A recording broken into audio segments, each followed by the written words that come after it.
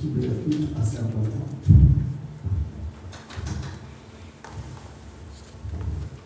Que Dieu soit loué. Amen. Comme dit la parole, mieux vaut un jour dans ses parmi que d'ailleurs. Il est bon que les frères demeurent ensemble. Et quand tu lis la parole, tu vois que chaque jour, ils se réunissaient au temple. Chaque jour. C'est une grâce d'être là. Nous sommes le samedi 20 juillet 2024.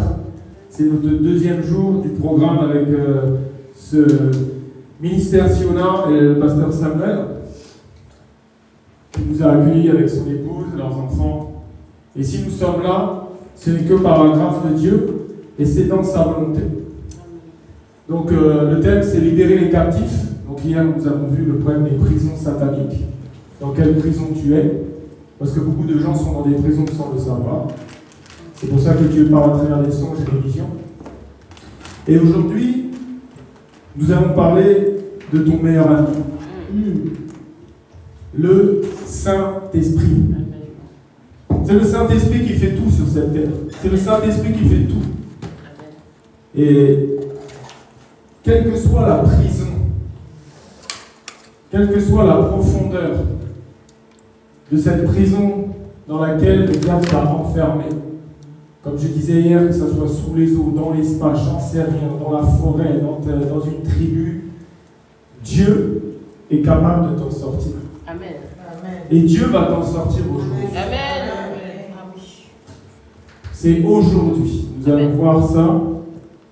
L'Esprit du Seigneur.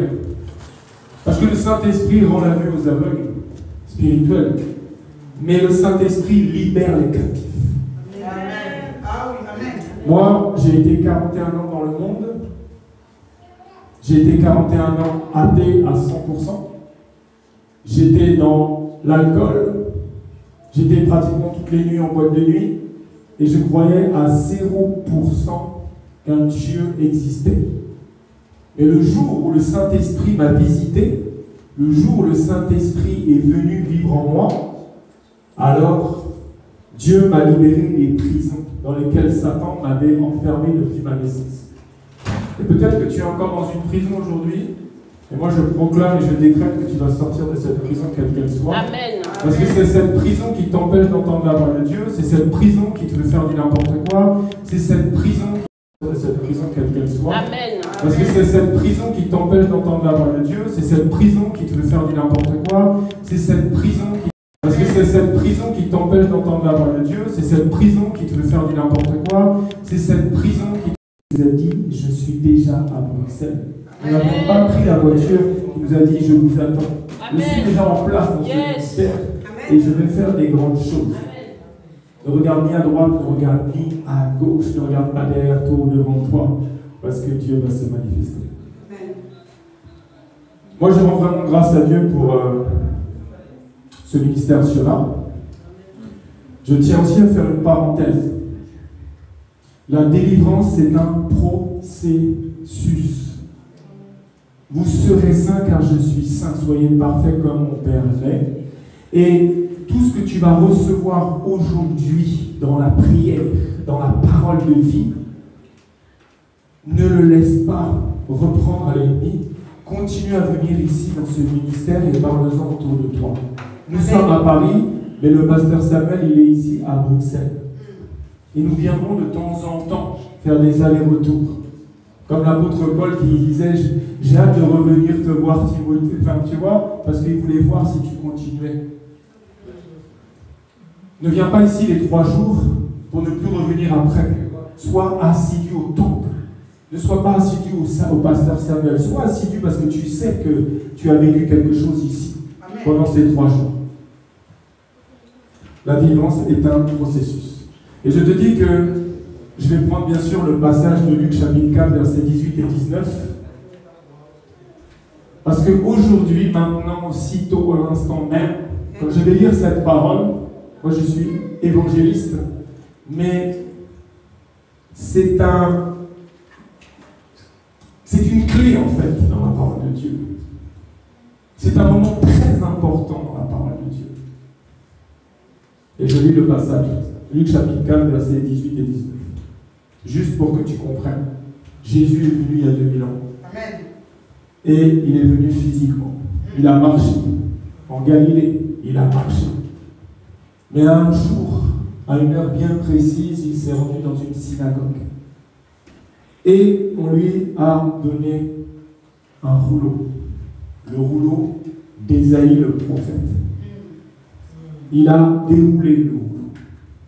Et il a lu un passage. L'Esprit du Seigneur est sur moi parce qu'il m'a oint pour annoncer une bonne nouvelle aux pauvres. Il m'a envoyé pour guérir ceux qui ont le cœur brisé, pour proclamer aux captifs la délivrance et aux aveugles le recouvrement de la vue, pour envoyer libres les opprimés, pour publier une année de grâce du Seigneur. Et pourquoi je parle de ça le deuxième jour? Parce que c'est là que ça va se passer. Amen. Amen. Parce que ce passage, beaucoup de gens l'avaient lu. Mais là, c'est la parole de Dieu faite chair qui est dans cette synagogue et qui est en train de lire ce rouleau. Et il se passe quelque chose. Il y a une atmosphère. Et déjà, l'atmosphère est en train de changer dans cette salle aussi. Amen. Ensuite, qu'est-ce que fait Jésus? Il va rouler le livre. Il le remet au serviteur. Et il s'assoit. Mais déjà, spirituellement, tout avait changé. Parce qu'il l'a lu et il était là. Et dans ta vie, mon frère, dans ta vie, ma soeur, tu étais peut-être opprimé, tu étais peut-être captif, tu étais peut-être aveugle quelque part. Dieu va te visiter très puissamment. Moi, je ressens la présence de Dieu là. Ensuite, il roula le livre, le remis au serviteur et s'assit. Regarde, tous ceux qui se trouvaient dans la synagogue, tous ceux, c'est pas 99%, toutes les personnes, c'était pas la même atmosphère. Quand Jésus vient dans ta vie, quand le Saint-Esprit te visite, il y a une atmosphère très particulière. Amen. Et tous ceux qui sont dans la synagogue, imagine Jésus peut-être assis, je ne sais pas, au premier rang, au quatrième rang, je ne sais pas, mais ils vont le regarder et ils fixent les yeux sur lui. Qu'est-ce qui se passe? Parce qu'ils ressentaient la délivrance, ils ressentaient la guérison. Amen. Et aujourd'hui, tu seras guéri. Aujourd'hui, tu seras délivré. Amen. Quelle que soit ta maladie, Amen. Dieu va te délivrer. Tout à l'heure, quand on a prié que tu vas t'avancer ici, Amen. l'Esprit de Dieu va te saisir ici, Wow. comme dans Amen. cette Amen. synagogue. Amen. Parce qu'il n'avait même pas le message. Quand il va dire aujourd'hui tout est accompli, que déjà l'atmosphère était déjà totalement changée dans la synagogue. Que les gens étaient certainement guéris, les gens avaient été libérés, juste parce qu'il avait proclamé, juste parce qu'il avait lu cette parole du prophète Ésaïe. Et il le dit. Alors il commença à leur dire, aujourd'hui, cette parole de l'Écriture que vous venez d'entendre est accomplie. Amen. Ça veut dire qu'il y a le temps de Dieu. Moi, c'était à 41 ans, le 27 novembre 2016, entre 10h et 11h du matin. 40 ans de dépression, 20 ans de médicamentation. Qu'on m'avait dit que j'en prendrais toute ma vie et que même si je voulais m'arrêter, il faudrait au moins 3 à 4 ans de sevrage. En tout cas, c'était. Mais le jour où le Seigneur te touche comme ça, là, tu es délivré de tout, mon frère, ma soeur. Le prince de paix, je vous laisse la paix, je vous donne ma paix, mais je ne vous donne pas comme le monde s'est donné. Le diable, le prince de ce monde, te donne beaucoup de choses pour essayer de te donner des paix. Mais c'est éphémère. Et quand le prince de paix vient dans ta vie, et tu vas voir que tu vas sortir totalement différent de comment tu es rentré. Tu es rentré peut-être avec des problèmes, tu es rentré peut-être avec des esprits, j'en sais rien. Dieu connaît tout à travers cette petite porte-là. Et tu ne sortiras pas de la même manière. Comme ces gens qui étaient dans cette synagogue. Ils n'ont plus jamais été les mêmes. Je voudrais aussi insister sur quelque chose. La délivrance est un processus. Mais la délivrance, tu dois aussi la conserver. Comment conserver ta délivrance? Tu dois fuir le péché. Peut-être que tu faisais quelque chose, tu n'arrivais pas à résister à ce péché. Et que tu vas voir que quand tu vas sortir de là, quelque chose dans lequel le diable t'avait enfermé, tu vas attendre, ça va être facile pour toi de résister à ce péché.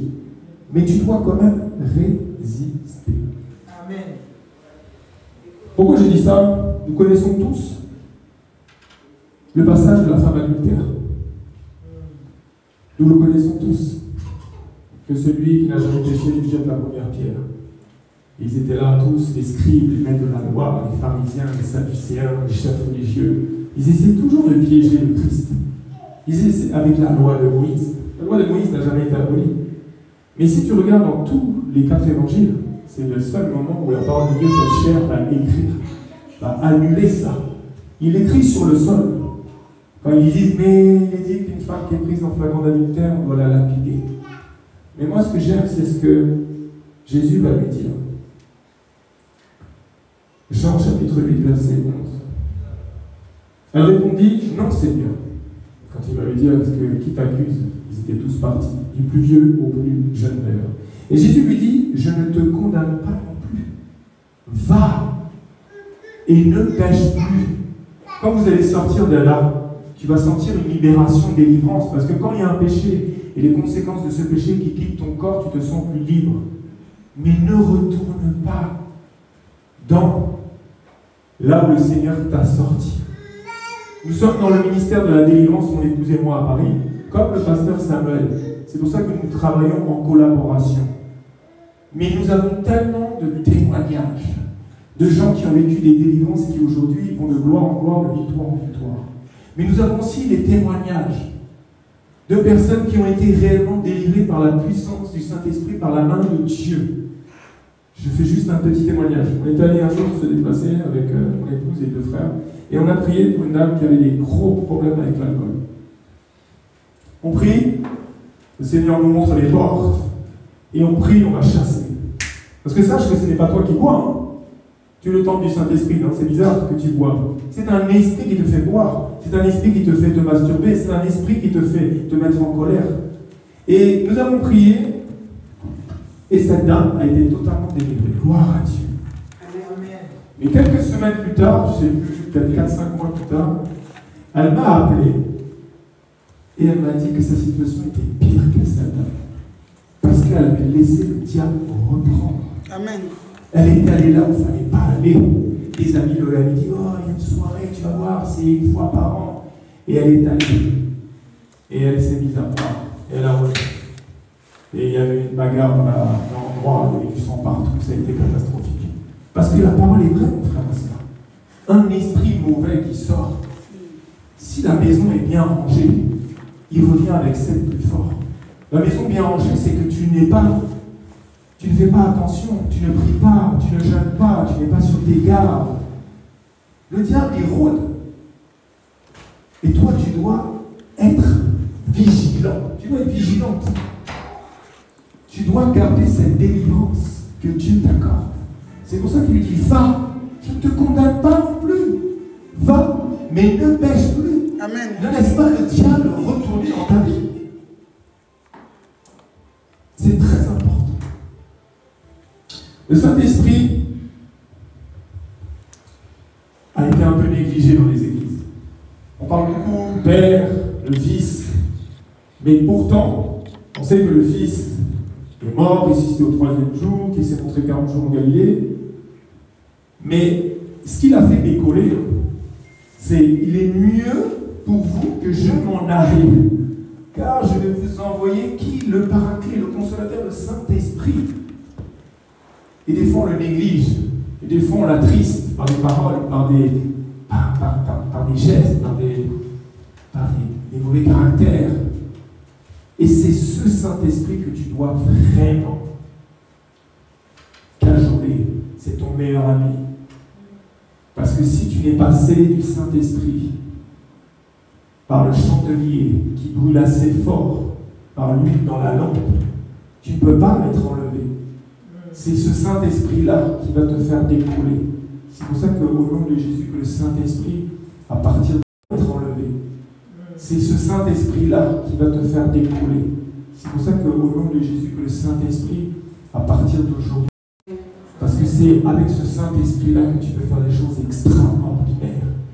Moi, après ma conversion, enfin plutôt ma rencontre avec Jésus, le jour où le Seigneur est venu dans ma vie, imagine un athée, un alcool qui ne croit en rien de Dieu à 41 ans, et je suis touché par la manifestation du Saint-Esprit, je suis rempli de lui, Dieu m'a fait vivre pendant plusieurs semaines ce verset qui dit « Ce n'est plus moi qui vis, c'est Christ qui vit en moi ». Amen. Une fois où je disais aux tempêtes, je n'ai même pas proclamé que les tempêtes s'en allaient. J'étais dans les rues comme ça, des gens qui tombaient. Je me faisais même peur. Je n'avais pas peur parce que Dieu avait enlevé tout. Mais je me disais, qu'est-ce qui se passe? Des gens qui passaient à côté de moi disaient, c'est bizarre, Julien, je suis passé à côté de toi hier, ça fait 20 ans que je ne dors pas, là je dors bien, là j'avais une cataracte, j'avais ça. Qu'est-ce qui se passe? Parce que quand tu es rempli du Saint-Esprit, ce n'est plus toi qui vis, c'est Jésus qui vit en toi par son esprit. Et là où tu passes, ton ombre guérit tous les malades. Parce que tu as l'esprit de vie, tu as l'esprit de Jésus, tu as l'esprit de résurrection.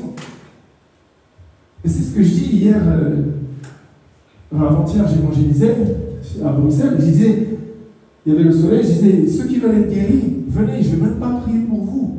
Passe sur mon ombre, là, parce que ce n'est pas mon ombre, c'est mon ombre physiquement, ça c'est mon corps. Mais spirituellement, c'est le Saint-Esprit qui vit en moi. Ceux qui ont besoin de guérison, passez là. Et puis, va refaire tes scanners, tes IRM, et tu me diras si Jésus ne t'a pas guéri. Mais tout enfant de Dieu doit arriver à cette dimension. Nous ne sommes pas à notre place. Pierre, Élie, toutes ces personnes ne sont que des hommes. Mais spirituellement, il faut qu'on arrive comme Pierre. Il faut qu'on puisse dire, tiens, la sœur Valin, tiens, le frère Noël, tiens, il vient à Bruxelles. Ah, il va passer par là. Je sais que Jésus vit en lui. Parce qu'il ne faut surtout pas être orgueilleux et idolâtrer la personne. Attention, c'est dangereux. On va mettre les malades là. Tous les gens en fauteuil roulant, tous les gens de Bruxelles. Et toi, quand tu vas passer et que ton ombre va, le Saint-Esprit va les guérir. On doit arriver à l'acte des apôtres. On doit revivre cette dimension. Le diable, c'est trop joué de nous. Où est notre identité en Christ? Tu ne peux pas enlever ce verset que Dieu a dit, vous ferez les mêmes choses que moi et même de plus grandes. C'est Dieu, le Dieu de la vérité. Pourquoi on ne le fait pas? Premièrement, parce que nous n'avons pas notre conscience en Christ. Deuxièmement, parce que nous n'avons pas la crainte de Dieu. Troisièmement, il faut qu'on marche dans la sanctification. Nous sommes des sacrificateurs, non? Il faut qu'on se... Comme il a donné sa vie pour nous, il faut qu'on donne notre vie pour lui. Il faut qu'on le serve corps, âme, esprit. C'est pour ça que nous sommes choisis et appelés pour le servir. Et tu as le Saint-Esprit pour ça. Tu vas dire, oui, mais moi, vous savez, vous me voyez là, Dieu me voit. Moi, j'étais la personne la plus timide de France. On n'a pas pu me mettre à l'école à 3 ans et demi. Je faisais des crises de panique à partir d'un an et demi. J'ai fait des biologies jusqu'à 15 ans, 16 ans. Je ne pouvais même pas parler à une personne comme ça dans la rue. J'avais peur. Dieu choisit les choses folles du monde pour confondre les sages et les intelligents. Ne néglige jamais celui qui vit en toi. Amen. Parce que tu n'as pas reçu un esprit de timidité. Tu as reçu un esprit de foi. Les gens ne néglige jamais celui qui vit en toi. Amen. Parce que tu n'as pas reçu un esprit de timidité. Tu as reçu un esprit de foi. Voilà, boum. Le Saint-Esprit prend la place. Amen. Et c'est le Saint-Esprit qui parle, je ne m'arrête plus. Et les gens sont comme il est étrange cet homme. Mais toi, le Saint-Esprit qui vit en moi, c'est le même Saint-Esprit qui vit en toi, et c'est le même Saint-Esprit qui vivait dans l'apôtre Pierre, qui a renié son maître par 3 fois avant que le coq ne chante 2 fois, et qui a fini par dire, j'ai ni heure ni argent, mais ce que j'ai, je te le donne. Lève-toi et marche. Si tu crois, après ça, tu vas sortir. Dès que tu vois quelqu'un en béquille, tu dis, excusez-moi, est-ce que je peux prier pour vous? Voilà, je suis chrétien, je suis chrétienne. Et Dieu m'a dit de poser les mains aux malades et qu'ils seront guéris. Fais l'expérience. Peut-être que tu n'as jamais guéri quelqu'un. Ça marche à tous les coups. Et même si ça ne marche pas, persévère. Tu dis juste, c'est tellement simple. Hein? C'est le nom de Jésus qui est puissant. Jésus, tout le monde se souvient au nom de Jésus. Hein? Et tu dis juste, voilà, ah, vous avez mal au genou, vous avez mal à la cheville. Ah, au nom de Jésus, toute douleur au genou, tu quittes un instant même. Et tu vas voir qui vit en toi. Et tu vas voir que le Saint-Esprit est en toi. Et tu vas vivre des choses extraordinaires. Et en plus, plus tu vas le faire, plus tu vas avoir confiance. Et plus le fruit va porter 30, 60 et 100. Jésus veut dire Dieu délivre, Dieu sauve, Dieu guérit.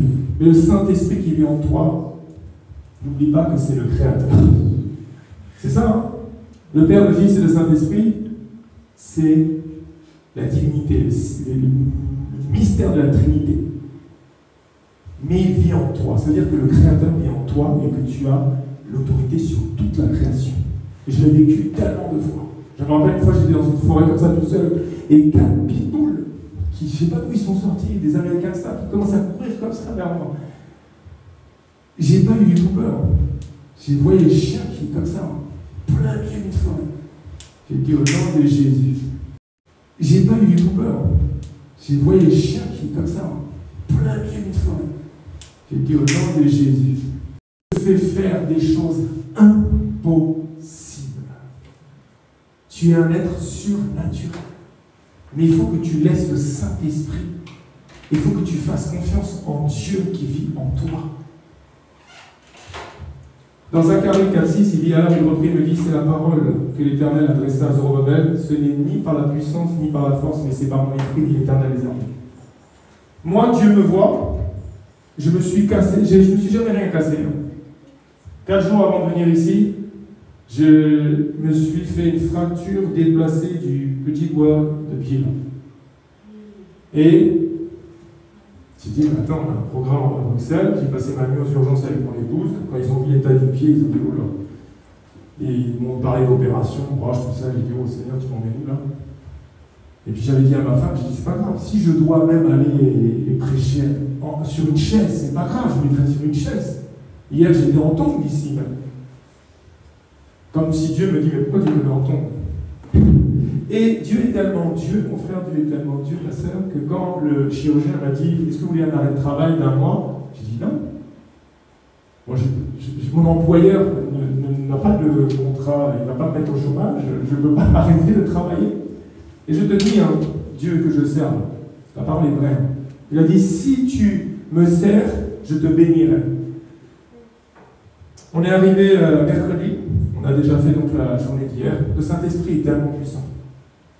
Et hier, on était fatigué avec le frère Noël, sœur Marie-Paul, mon épouse et ma fille. On n'avait pas de courir depuis qu'on est arrivé. Et on a une sœur qui a perdu sa maman. Et ils nous ont demandé donc d'aller à la veillée hier, à Bruxelles. On est entré, il était 3 h du matin. Et ils nous disent, ah, on aimerait que ton mari puisse modérer les obsèques et tout. Moi, je me dis, waouh. C'est-à-dire, je m'accorde dormir 3-4 heures. Mais moi, je rends grâce à Dieu parce que je te dis, j'ai plus du tout mal au pied. C'est incroyable le miracle que je suis en train de vivre. Ce matin, je pouvais à peine poser mon pied. Hier, j'étais en béquille à la veille. Alors, sers Dieu, il te guérira. Sers Dieu, il te délivrera. Sers Dieu, il va te donner un mari. Sers Dieu, il va te donner un enfant. Sers Dieu, il va éloigner la maladie de toi. Parce qu'il est derrière sa parole pour l'accomplir. Et comme on a vu tout à l'heure avec mon épouse, allez annoncer la bonne nouvelle. Faites de toutes les nations des disciples. Allez prêcher. Ils s'en allèrent prêcher. Et Jésus travaillait avec eux. T'imagines que quand tu vas prêcher, quand tu vas faire ce que Dieu te demande, Jésus te tient la main. Fais la volonté de Dieu. Parce que quand tu ne fais pas la volonté de Dieu, par son esprit qu'il a mis en toi, tu fais la volonté du diable. Tu restes dans ce monde. Et Dieu nous a dit clairement, parce que Dieu nous parle chaque 31 décembre à minuit, il nous a dit le 31 décembre, quand on est passé de l'année 2023 à l'année 2024, il nous a dit 2024, c'est l'année du tri. Maintenant, je trie. Parce qu'il n'y a plus de temps. Je reviens. Et soyez bouillants pour le Seigneur, parce que le Saint-Esprit qu'il a mis en vous, il veut l'utiliser très puissamment. Ce n'est plus le temps d'être tiède. Tu ne peux pas être un pied dans le monde et un pied avec Jésus. Tu dois maintenant être bouillant puissamment. Ce n'est plus le temps d'être tiède. Tu ne peux pas être un pied dans le monde et un pied avec Jésus. Tu dois maintenant être bouillant puissamment. Ce n'est plus le temps d'être tiède. Tu ne peux pas être un pied dans le monde et un pied avec Jésus. Avec moi où tu veux. Avec moi où tu veux. Parce que nous n'avons plus le temps d'être tièdes, frères et sœurs. Donc nous voyons bien que là, la parole de l'Éternel, il s'adresse à Zorobabel, il s'adresse quelque part à nous tous, nous sommes des serviteurs, et il dit, ce n'est ni par ta puissance, ce n'est ni par ta force, ce n'est ni par ma puissance, ni par ma force, c'est par son esprit. Je me rappelle une fois, quand je suis sorti, j'étais avec mon fils qui devait avoir 13 ans, il y avait une tempête sur Paris, c'est rare d'avoir des tempêtes comme ça, le ciel était tout noir, il faisait nuit en plein jour. Et tu ne pouvais même pas ouvrir ton parapluie tellement que... Si tu ouvrais ton parapluie, tellement qu'il y avait des rafales dedans. Et moi, je suis juste sorti. Et je me suis dit, mais attends, celui qui vit en moi, c'est celui qui a dit silence à la tempête. Juste parce que déjà, je l'avais cru en pensée. Je te dis, les nuages se sont écartés et j'ai eu un rayon de soleil sur moi. Je l'ai vécu il n'y a pas longtemps. D'ailleurs, j'avais fait un live, le frère Leval était là. J'étais là, j'ai dit, on va voir si Dieu est vraiment réel. Il y avait du monde sur le live et tout était gris sur Paris. J'ai dit, regardez, je prie, au nom de Jésus, le ciel s'ouvre. Et devant Dieu, je n'ai pas la même foi que j'avais il y a 7 ans quand Dieu est venu dans ma vie. Souvent, on rétrograde un peu au niveau de la foi. Au nom de Jésus. Et puis j'étais en train de continuer le live. Je te dis, le ciel s'est ouvert au-dessus de moi, comme ça. Et il y avait un rond bleu, comme ça, juste au-dessus de ma tête. Mais dans tout Paris, Île-de-France, c'était gris partout, juste au-dessus de ma tête. Dieu a ouvert les nuages. Mais tout, c'est pareil. C'est pas moi qui ai fait ça. C'est le Saint-Esprit. Tu dois renouveler aujourd'hui ton alliance avec l'Esprit de Dieu. Tu dois renouveler aujourd'hui ta communion, ton intimité avec Dieu et son Esprit pour que tu entendes sa voix et pour que tu ailles exactement là où le Seigneur te veut. Le Seigneur nous a dit, Matthieu 7, 7, 8, demandez, l'on vous donnera, cherchez, vous trouverez, frappez, l'on vous ouvrira, car quiconque demande reçoit, celui qui cherche trouve, et l'on vous ouvrira à celui qui frappe. Il ne parle que du Saint-Esprit, le Seigneur, ici.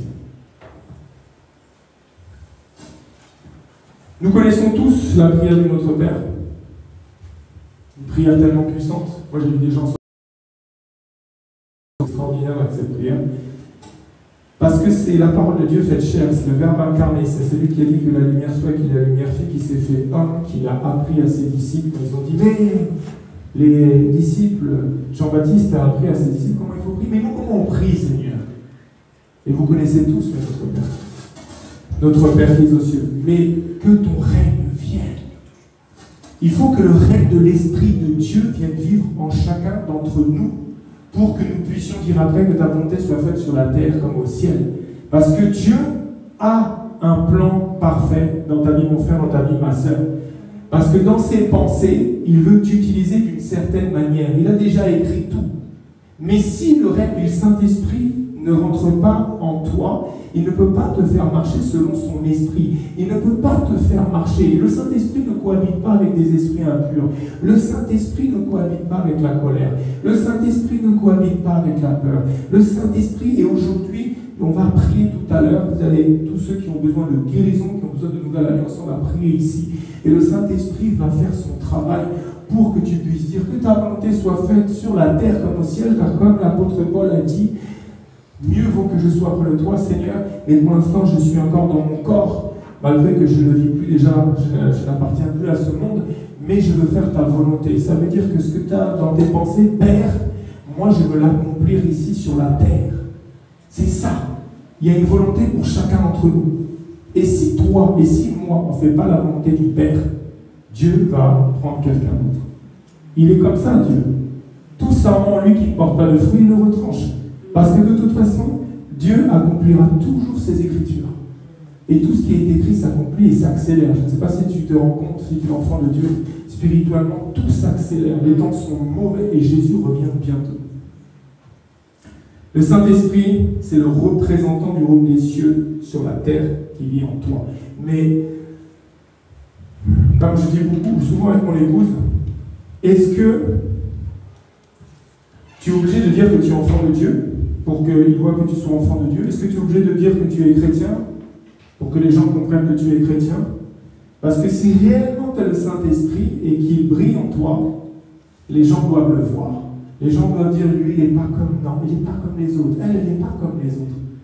Et juste après ma rencontre avec le Seigneur, combien de fois je me suis rendu dans des lieux et les gens venaient me voir en disant, j'ai vu un halo de lumière autour de toi. Moi, je veux vivre ce que tu vis. C'est ça. Il faut qu'on soit rempli du Saint-Esprit. Il faut que quand tu ressors de là, on ne voit plus comment tu étais avant d'y rentrer. Il faut que les gens voient un halo de lumière autour de toi. Que ça soit comme la montagne de la transfiguration ici. Que ça soit comme le mont Sinaï, quand Moïse est redescendu dans la présence de Dieu 40 jours, 40 nuits. Et il ne le savait pas, hein, il rayonnait. Il faut que tu rayonnes du Saint-Esprit. Il faut que les gens disent, ah, mais où est-ce qu'il est allé? Mais où est-ce qu'elle est allée ce dimanche, ce samedi 20 juillet? Ah, ils sont allés chez le pasteur Samuel, au mystère Siona. Ils ont vécu quelque chose. Donc, sache que le Saint-Esprit, tu ne peux rien faire sans lui. Jésus n'a rien fait. Jésus n'a même pas guéri un malade sans le Saint-Esprit. Jésus n'a même pas guéri une angine. Jésus avait besoin du Saint-Esprit du début de sa mission jusqu'à ce qu'il meure. C'est écrit. Luc 3,22, le Saint-Esprit descendit sur lui sous une forme corporelle comme une colombe, et une voix fit entendre du ciel ces paroles, tu es mon fils bien-aimé, en toi j'ai mis toute mon affection. Matthieu 4,1, alors Jésus fut emmené par l'Esprit. C'est pas Jésus qui est dans le désert, hein. C'est l'Esprit de Dieu, hein. C'est pas la volonté de Jésus, pardon. C'est le Saint-Esprit qui a amené Jésus dans le désert. Parce que le Saint-Esprit va t'amener là pour Dieu, pour la mission que Dieu veut faire en toi. Alors Jésus fut emmené par l'Esprit dans le désert pour être tenté par le diable. Et jusqu'à ce qu'il meure, et jusqu'à ce qu'il meure les 3 jours, écoute bien, tu connais la Bible, 1 Pierre 3, 19, 20, par cet Esprit, par le Saint-Esprit, il est allé aussi prêcher aux esprits en prison qui avaient été rebelles autrefois lorsque la patience veillée se prolongeait. Au jour où Noé, il est allé aussi prêcher aux esprits en prison qui avaient été rebelles autrefois lorsque la patience veillée se prolongeait. Au jour où Noé construisait l'arche dans laquelle un petit nombre de personnes, c'est-à-dire 8, furent sauvés à travers l'eau. Ça veut dire qu'il est même allé. Toute la mission de Jésus, fils de Dieu, fils d'homme, n'a été faite que parce qu'il était rempli du Saint-Esprit. Et pourquoi les enfants de Dieu n'arrivent pas à remplir la mission pour laquelle ils ont été choisis, pour laquelle Dieu les connaissait avant la fondation du monde? Parce qu'on néglige le Saint-Esprit. Parce qu'on fait des choses qui l'attristent. S'il est attristé, il est gentleman, il se cache. Et il ne t'utilise pas comme il aimerait t'utiliser. C'est pour ça qu'aujourd'hui, le thème c'est libérer les captifs. Demain on verra le système des pensées, parce que le diable attaque les chrétiens, les enfants de Dieu. La seule arme du diable, c'est le mensonge, la ruse, la peur, et ça se passe toujours entre tes 2 oreilles. Le combat du chrétien se trouve là, entre tes 2 oreilles. C'est un menteur. Il te dit t'es moche, tu dis non, je suis une créature merveilleuse, je suis là pour connaître les yeux. Il te fait peur, tu dis nul ne tiendra devant moi tant que je vivrai. Si 1000 tombent à mes côtés, 10 000 à l'endroit, je ne serai pas atteint. Il t'envoie des choses, tu dis. Tous mes ennemis qui viennent par un seul chemin, fuyez par 7 chemins. Les pensées envers ça demain. Et je vais aller bientôt sur la conclusion parce qu'il faut qu'on prie. Actes chapitre 1, versets 1 et 2. Théophile, j'ai parlé dans mon premier livre de tout ce que Jésus a commencé de faire et d'enseigner dès le commencement, jusqu'au jour où il fut enlevé au ciel après avoir donné ses ordres par le Saint-Esprit aux apôtres qu'il avait choisis. Jésus ne parle que par le Saint-Esprit. Même les ordres qu'il a donnés ont été conduits par le Saint-Esprit. Le Saint-Esprit, c'est la solution à toutes choses, mon frère, ma soeur. Je pense que dans cette salle, enfin, je ne sais pas d'ailleurs que Dieu qui sait, vous êtes tous enfants de Dieu. Vous avez tous rencontré le Christ. Vous êtes tous scellés du Saint-Esprit. Et donc, ce que je suis en train de te dire te parle. Et tout est alliance. Le Seigneur a dit, l'un quittera son père et sa mère, s'unira à sa femme, ne feront qu'une seule chair, le mariage. Nous attendons notre époux, nous sommes l'épouse. Et pourquoi je dis ça? Parce que des fois on a perdu notre alliance.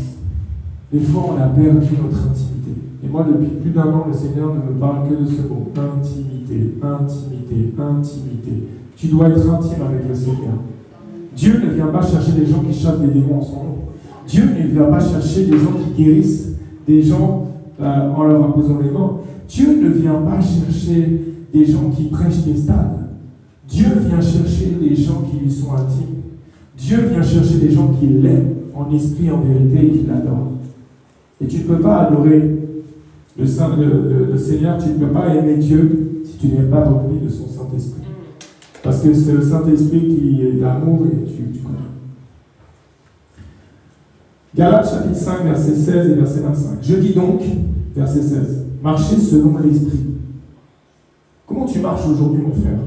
Comment tu marches aujourd'hui, ma sœur? Et comment je marche aujourd'hui moi-même? Est-ce que je marche selon l'esprit? Ou est-ce que je marche selon les vanités de ce monde, selon l'amour de l'argent, selon les convoitises, selon l'orgueil, la peur, la colère?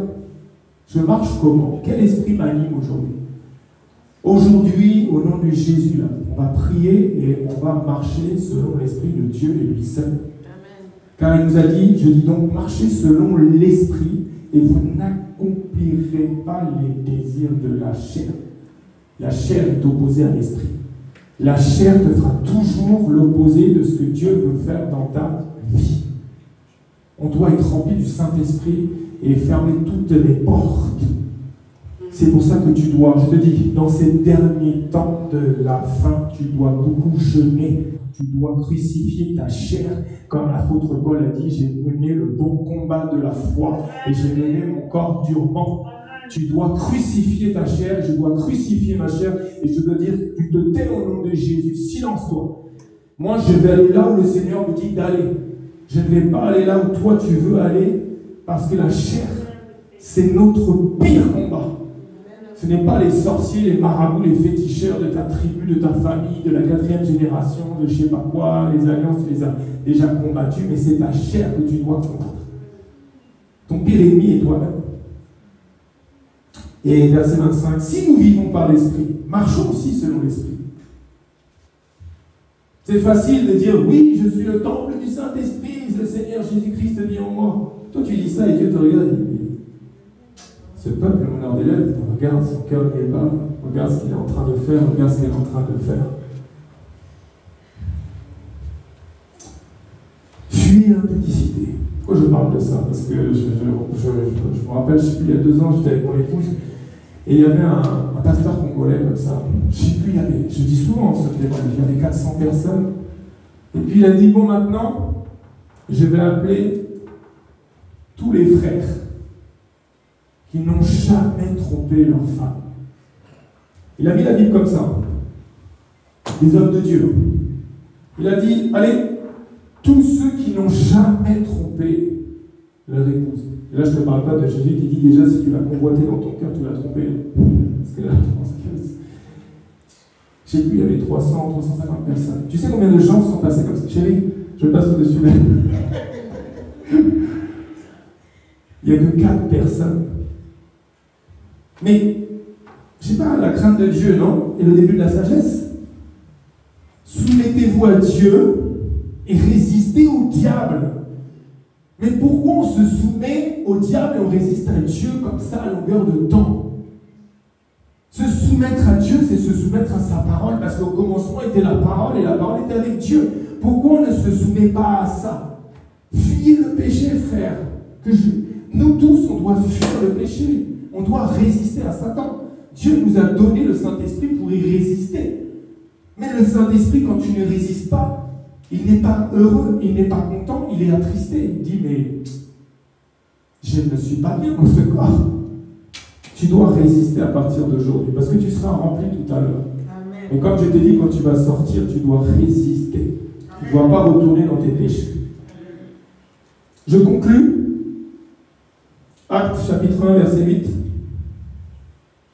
Mais vous recevrez une puissance, le Saint-Esprit, survenant sur vous, et vous serez mes témoins à Jérusalem, dans toute la Judée, dans la Samarie, jusqu'aux extrémités de la terre. Et moi, je proclame qu'à partir d'aujourd'hui, quand on va prier pour toi, une puissance va descendre. Parce qu'il a dit qu'il fera de nous des serviteurs de feu. Et les Belges, ils parlent belge. Un serviteur de feu doit parler des langues de feu. Et le feu va descendre ici. Moi, je vois déjà le feu ici. Et tu vas être témoin. Avant d'aller à Jérusalem et dans toute la Judée, tu vas être déjà témoin ici à Bruxelles et en Belgique. Et tu vas témoigner. Et tu vas arrêter de nous passer des journées comme si on était encore païen. Tu vas dire que tu connais Jésus. Et tu sais que chaque fois, ça va te motiver pour parler de Jésus. Tu sais qu'à chaque fois que tu parles de quelqu'un de Jésus, dès que tu fais ça, Dieu envoie des anges autour de toi. Tu le savais ça? Dès que tu vas vers quelqu'un, tu dis, tu sais que je connais Jésus, tu sais que Jésus t'aime. Automatiquement, il se passe un truc au troisième ciel. Dieu envoie des anges. Quelqu'un commence à travailler pour l'homme des cieux. J'envoie des anges. C'est automatique. Ça va te motiver, non? Vous allez sentir, vous allez voir Jésus va te dire, ça y est, il y a plein d'anges autour de moi. Oui, c'est vrai ce que je te dis. Actes chapitre 4, verset 8. Alors Pierre, rempli du Saint-Esprit, leur dit, chef du peuple et ancien d'Israël, pour pouvoir parler, il faut que tu sois rempli du Saint-Esprit. Moi, devant le Dieu que je sers, à chaque fois que je monte ici, je ne sais jamais comment ça va se passer. Et je suis sûr que le pasteur Samuel, c'est pareil.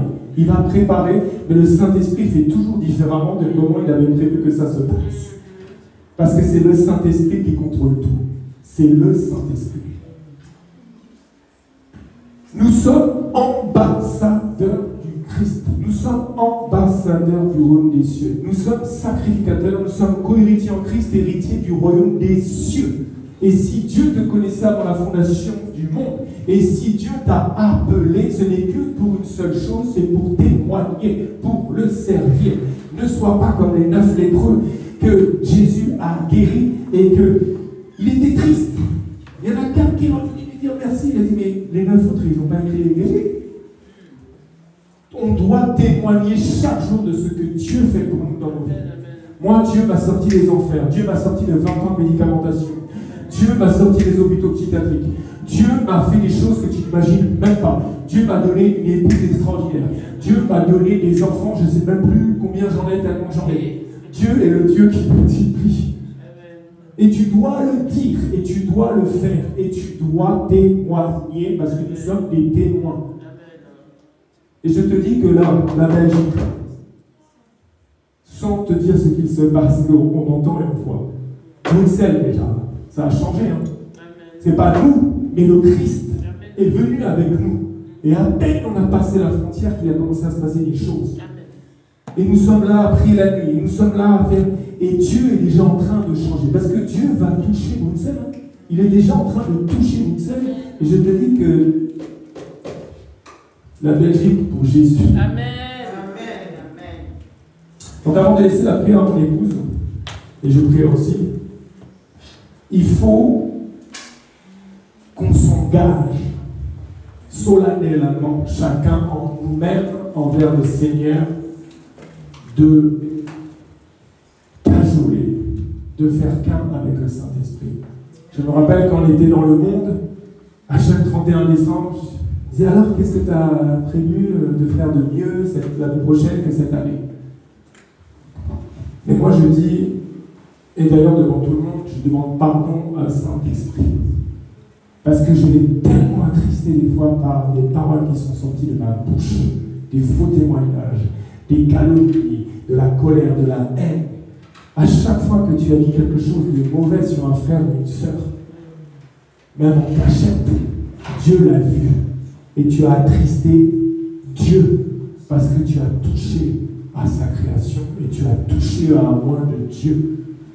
C'est pour ça que quand tu vois un homme de Dieu qui tombe, quand tu vois une servante de l'Éternel qui tombe, au lieu de la juger, de la condamner, va dans le lieu secret et va fléchir tes genoux. Parce que si ça se trouve, cette personne, Dieu l'a utilisée pour sauver des dizaines de milliers d'âmes. Cette personne a dormi 3 heures par nuit pendant des années pour faire l'œuvre de Dieu. Et il est tombé, elle est tombée. Mais le juste tombera cette fois et il le relèvera si toi tu pries, si tu fléchis les genoux et tu dis Seigneur, relève ton serviteur. Moi, si je vous parle aujourd'hui, bien sûr que c'est Dieu qui m'a relevé. Bien sûr que Dieu m'a sorti de situations chaotiques. Mais s'il n'y avait pas eu cette femme-là, qui a passé des nuits entières, des mois entiers, de minuit à 9h du matin en sac poubelle, et que si elle avait pu, elle se serait même mis de la cendre sur elle, comme un bon ennemi, elle l'aurait fait. Ça veut dire que moi, je ne peux que rendre grâce à Dieu pour sa vie. Mais je ne peux jamais oublier ce qu'elle a fait pour moi. N'oublie jamais la personne que Dieu utilise un jour dans ta vie pour te sortir de là où tu es. Nous sommes ingrats. Et nous sommes tellement ingrats. Et Dieu ne travaille pas avec les ingrats. On oublie tellement facilement les bienfaits des frères et des sœurs Que dès qu'il y a un petit truc, on dit comme si ça a tout effacé. Non, moi j'ai béni la vie de mon épouse. Moi j'ai connu beaucoup de gens sur cette terre. Mais je dois ma vie à Christ et à elle.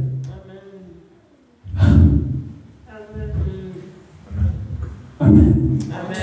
Donc, nous allons prier et tu ne dois jamais oublier qui tu es en Christ. Et tu as un cœur. N'oublie pas que le Dieu que l'on sert, c'est le Dieu qui sont le cœur et les reins. Et si Dieu t'a donné un cœur, et si Dieu a ressuscité Lazare des morts, et si Dieu a fait tout ça, c'est parce qu'il était ému de compassion. Sois ému de compassion pour toutes les personnes qui ne connaissent pas Jésus aujourd'hui. Ne passe plus une seule journée comme un païen que tu étais, comme quelqu'un du monde. Ne vois pas les gens par pitié autour de toi, mais rappelle-toi que l'Esprit que Dieu a fait vivre en toi, le jour où il t'a fait vivre de ta nouvelle naissance, que tu es né de l'eau, de la parole de Dieu, et de l'Esprit, du Saint-Esprit, c'est juste pour aller gagner des âmes, c'est juste pour aller être témoin du royaume des cieux, parce que tu es appelé pour ça, mon frère, tu es appelé pour ça, ma soeur. Moi, le lendemain de ma rencontre avec Jésus, j'évangélisais déjà. Je ne connaissais pas une seule parole, mon frère, ma soeur. Mais je savais que toute personne qui meurt sans Jésus, qui n'est pas né de nouveau, et Dieu n'est pas dans la religion, allait à l'enfer pour l'éternité. Et je sais que 109 personnes meurent en moyenne chaque minute dans ce monde. Et je me dis que 109 personnes, combien connaît Jésus? Combien est né de nouveau? Combien va éviter cette deuxième mort? Tu dois avoir ça en toi. Tu dois, dans ton cœur, tu dois dire ça. Tu dis, Seigneur, donne-moi un peu comment tu souffres ta compassion pour les âmes perdues. Et tu ne seras plus jamais le même. Et Dieu va t'utiliser. Parce que si Dieu t'a appelé, c'est parce que tu es forcément un instrument entre ses mains. C'est nous qui bloquons la main de Dieu. C'est nous qui bloquons l'œuvre de Dieu. Chaque jour, Dieu renouvelle juste son souffle de vie en toi. Quand tu te réveilles le matin, c'est pour aller faire quelque chose pour Dieu. Le diable est un menteur. Donc, nous allons, et je sais déjà qu'il est là, le Saint-Esprit, parce que quand tu parles de lui, il est bien, il est content. Il est déjà dans la salle. Il tient pas de moi dans cet endroit. Donc, nous allons prier. N'oublie pas quelque chose. Crois seulement et tu verras la gloire de Dieu. Tout est possible à celui qui croit. Je dis bien, tout est possible. Tout est possible. Seigneur, ramène-moi la foi de mes débuts. Je me rappelle, j'avais dit à mon fils, on va aller au Mont Blanc. C'est la plus grande montagne. Moi, j'avais pris le verset. Si tu dis à cette montagne de se déplacer, moi, j'ai dit, allez, on va. Ils vont déplacer. Je vais déplacer le Mont Blanc dans le nom de Jésus. Ils vont changer toute leur carte géographique. Et je sais que ça serait arrivé. Je dis, Seigneur, tu m'as dit tout est possible à celui qui croit. Moi, je vais prendre un bain et je vais mettre ma tête comme ça dans l'eau et je vais respirer l'eau et tu vas la transformer en air. Tu vois? Tout est possible, non? Et bien, j'ai fait ça. J'ai pris un bain, je me suis mis la tête. J'ai respiré. Ne le fais pas, hein? Ou sinon, c'était une grande foi. Et j'ai commencé à respirer. L'eau s'est transformée en air comme ça. Je respirais sous l'eau. Parce que la parole, c'est la vérité. Tout est possible à celui qui croit. C'est nous qui limitons Dieu dans nos pensées. Tout. Hier, je priais comme ça, avant-hier. J'avais la foi. J'ai touché le sol là, sur cette place à Bruxelles. J'ai dit, le feu transforme. Tous les gens qui vont passer sur cette place là, ils vont être guéris au nom de Jésus. Le feu de la guérison sur cette place. Et si tu le crois, je suis sûr qu'il y a des gens, ils ne comprennent pas. Ils sont rentrés le soir, ils disent, c'est bizarre, je ne sais pas, depuis 15 ans, ils ne m'ont pas entendu peut-être prier, mais Dieu les a guéris parce que j'ai prié. Et toi, tu peux prier aussi. Tu dois prier pour ta famille, tu dois prier pour le solvage, tu dois prier pour ce ministère là. Parce qu'encore une fois, nous travaillons en étroite collaboration avec ce pasteur et son épouse et cette famille dans la délivrance. Libérer les captifs, c'est Jésus qui te délivre à travers nos prières, à travers ce qu'il a mis en nous. Pour que toi, après, toi aussi, tu ailles délivrer les captifs libérés. Parce que le Saint-Esprit qui vit en chacun d'entre nous, c'est le même. Que Dieu soit loué. J'espère que je n'ai pas trop dépassé. Et nous allons maintenant prier.